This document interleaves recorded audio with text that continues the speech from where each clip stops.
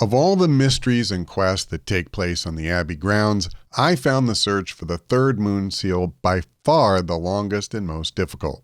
It starts after you finish exploring Hiram Shaw's church. Agatha will ask you to gather soil samples from 3 locations, but you only have sketches to give you a clue as to their whereabouts.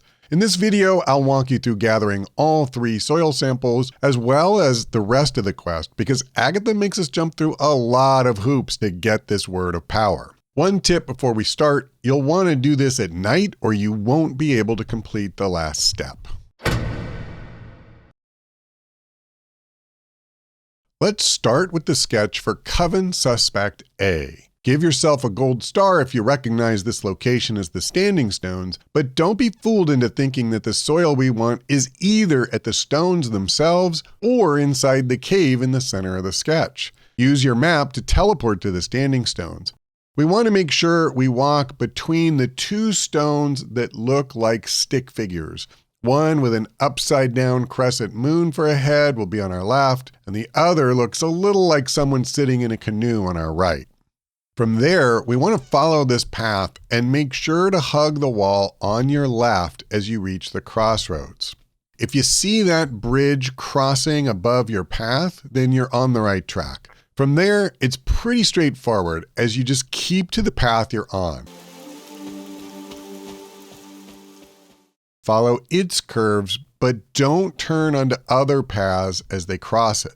As we draw near to a cave, you should see a little sign to the left of the path. It's got a glyph on it that matches the one on the sketch we were looking at. Inspect the sign for confirmation you're on the right track and head inside. The soil is right inside the cave, so we can scoop it up like so much cat litter and wrap up this part of the quest. What terrible fate did this witch suffer?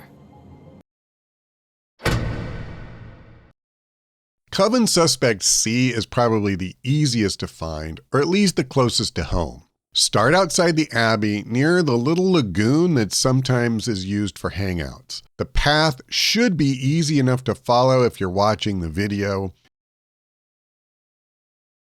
You'll know you're on the right track if you make it to the narrow path with a creek on your left side. From there, just keep moving forward until you see the sign on the left. Again, it's going to have a sigil that matches the one on the sketch.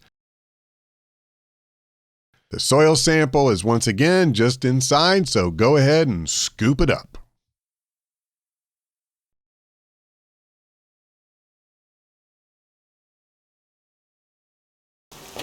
You are not forgotten. We'll finish this up with Coven Suspect B. This time, you want to fast travel to Dreamer's Descent.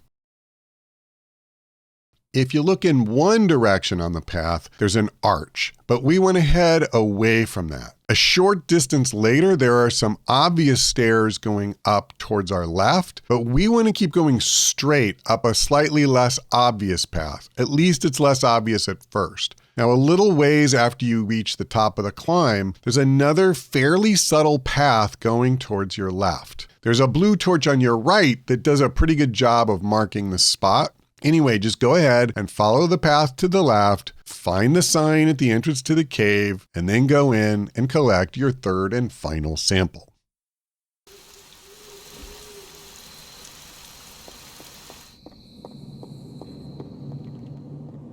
This is one of the witch warrens.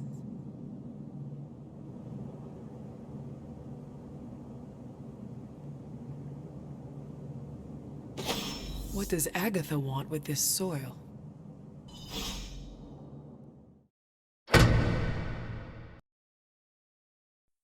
Okay, we're getting there. Hang on a few more minutes and we'll get you your moon seal. First, we now need to go back to the Abbey Library and talk to Agatha. We'll give her the blood and she will use it in a ritual that reveals yet another sketch of the hanging tree that was used to kill the 3 witches whose blood we just found. Thankfully, this isn't too hard to find.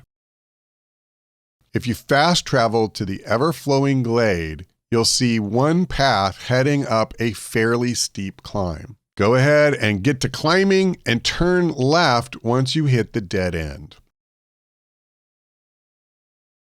As you move forward, you should be able to see the tree up ahead at some point. It's not exactly subtle with all those glyphs glowing at night. When you see it, take a quick right up those stairs and you should be able to find the tree pretty easily from there.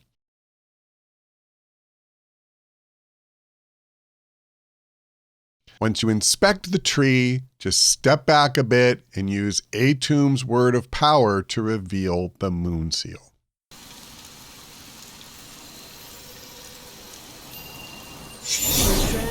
In the hands of the Knights of Wundagore to the Witches of Salem, that seal has covered quite a bit of ground.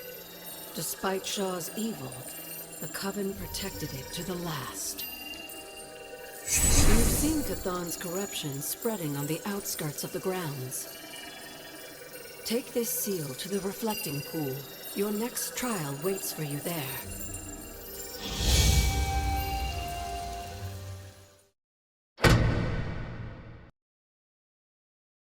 From here, you're essentially done. Go back to the ever-flowing glade, cross the bridge, turn left onto a second bridge, and keep going until you find that oh so subtly glowing glyph on the giant stone doors. Once you touch it, enter the portal, and you and Charlie will have another trial by combat. It shouldn't be too difficult if you've been petting her every day. You have been petting Charlie, right?